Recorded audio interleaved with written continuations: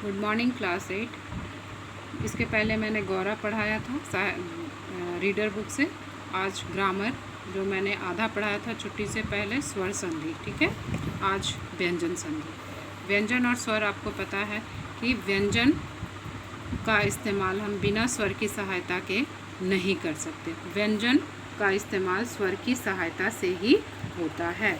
तो व्यंजन संधि में पहला में बस आपको इतना ध्यान रखना है कि यदि स्पर्श व्यंजनों के प्रथम अक्षर जैसे क, च, ट, क ख ग का खाली क, च छ ज झ का खाली च, ट ठ ड ढ का खाली ट, त थ द ध का खाली त, प फ ब भ का खाली प, पहला क च ट त प। ठीक है, जैसे यहाँ पर आप ध्यान से देखना, दिक में क्या है? क है। ठीक है, दिक बड़ा करके लिख के दिखा देते हैं। दिक में क्या है? क है। तो क से जस्ट तीसरा वाला क्या आएगा? क ख ग आएगा ना। तो यहाँ है दिक जोड़ अंबर। तो अ के जगह पे हमको क्या लिखना पड़ेगा? ग।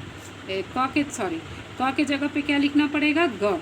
दिगंबर क्या हो जाएगा? दिगंबर।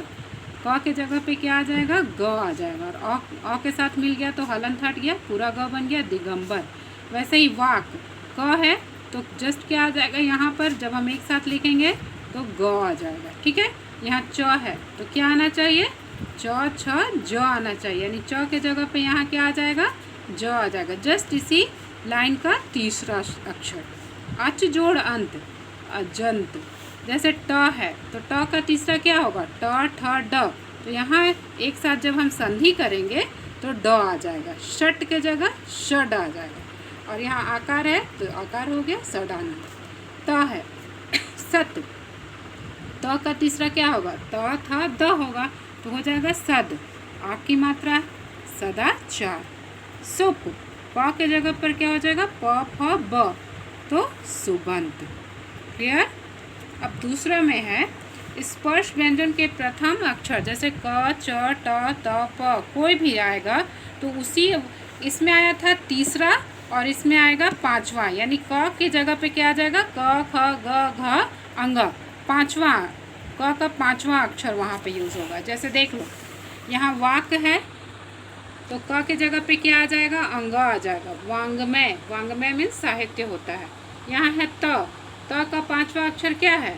त थ द ध न है तो उन्नमत। क्योंकि यहाँ कोई स्वर नहीं है इसलिए आधा न हमको लिखना पड़ा है, उन्नमत। षट, ट का पांचवा अणा, सन मास। ठीक है, कोई अक्षर नहीं है इसलिए हलंत, मतलब जिसके साथ स्वर नहीं होता। तो अणा के साथ स्वर नहीं रहेगा, तो अणा जब हम पूरा ऐसे लिखते हैं तो बिना स्वर के ये नहीं रहेगा, सिर्फ आधा अणा रहेगा दीर्घ में। ठीक है, सन मास, यानी कि पहला वाला में क च ट त प का तीसरा अक्षर आएगा और इसमें पांचवा अक्षर आएगा। बस यही अंतर है। जब किसी ह्रस्व या दीर्घ, यानी ह्रस्व मीन्स छोटा, दीर्घ मीन्स बड़ा, स्वर के आगे छ आता है तो छ के पहले क्या हो जाएगा? च भी लगाना पड़ेगा। जैसे है परी, परिच्छेद, तो यहाँ क्या है? छोटी ही की मात्रा है ना, इसलिए छ के पहले हमको क्या लगाना पड़ेगा? आधा च लगाना पड़ेगा।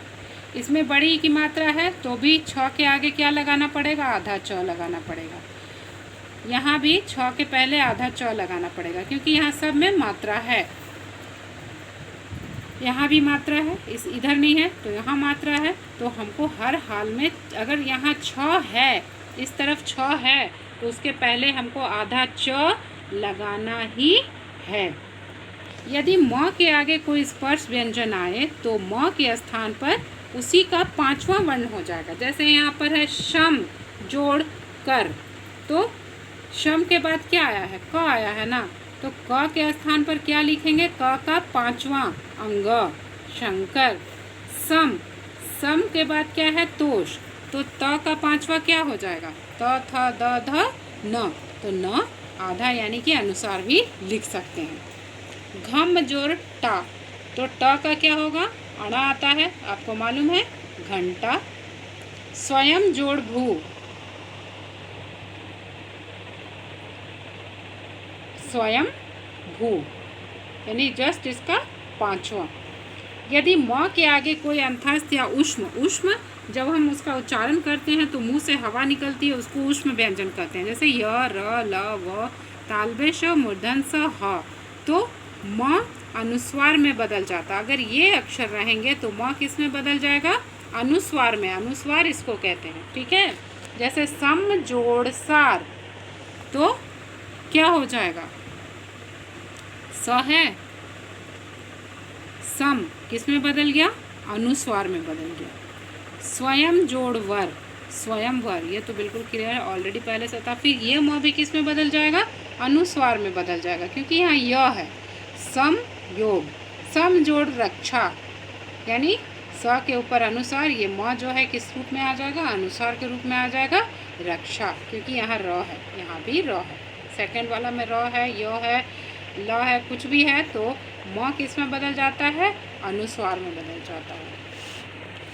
यदि त के आगे ज आए तो त क्या बन जाता है? ज बन जाता है। जैसे उत जोड़ ज्वल, तो यहाँ त क्या बन जाएगा? ज बन जाएगा, उज्ज्वल। यहाँ त है तो ये त क्या बन जाएगा? क्योंकि त के बाद ज है तो ये त भी किस में बदल जाएगा? ज में बदल जाएगा, आधा ज में, ठीक है। अगर ज च या ज के बाद न आएगा तो न के जगह पर क्या हो जाएगा? ज या य हो जाएगा। जैसे यज, यज के बाद न आया है तो क्या बन गया? ज्ञ बन गया, ठीक है। अ आ को छोड़कर किसी भी स्वर के आगे स आए तो बहुधा स के स्थान पर मूर्धन श हो जाता है। दंत श के स्थान पर क्या हो जाता है? मूर्धन श। जैसे अभी जोड़ सेक, तो ये किस में बदल जाएगा? इसमें आ ई नहीं है, छोटी ई है, आ ई की मात्रा नहीं होनी चाहिए। आ ई की मात्रा छोड़कर कोई भी मात्रा है तो उसके बाद अगर दंत स है तो वो किस स में बदल जाएगा? मूर्धन श में बदल जाएगा। मूर्धन स के बाद त या थ आएगा तो उसके स्थान पर त क्या हो जाएगा? ठ हो जाएगा, ठीक है। जैसे यहाँ पर देखो, आकृष जोड़ त, त किस में बदल जाएगा? त में बदल गया, देखो आकृष्ट। श आया है, इसके बाद क्या आ गया है? थ आ गया है, तो क्या हो जाएगा? ठ में बदल। अगर त आया तो ट में बदल जाएगा और थ आया तो थ में बदल जाएगा, ठीक है। देखो फिर त और त आने पर ट बन गया है और थ आने पर क्या बन गया है? थ बन गया है। उसी तरह से यहाँ पर री, र या श के आगे न आएगा तो बीच में चाहे क वर्ग, प वर्ग या कोई भी कुछ भी हो तो न के स्थान पर क्या हो जाएगा? अणा हो जाएगा, ठीक है। र, म, श, री कुछ भी आए, लेकिन अगर उसके बाद लास्ट में न है तो वो किस में बदल जाता है? अणा में। अणा को दीर्घ न भी कहते हैं। तो आज मैं सिर्फ आपको व्यंजन संधि समझा रही हूँ। इससे रिलेटेड पूरा क्वेश्चन आंसर आपको होमवर्क में करना है, और नहीं समझ में आए तो डैशबोर्ड पे लिखना है, और अपना सारा होमवर्क भी आपको डैशबोर्ड पे कल तक सबमिट कर देना है। Okay, thank you.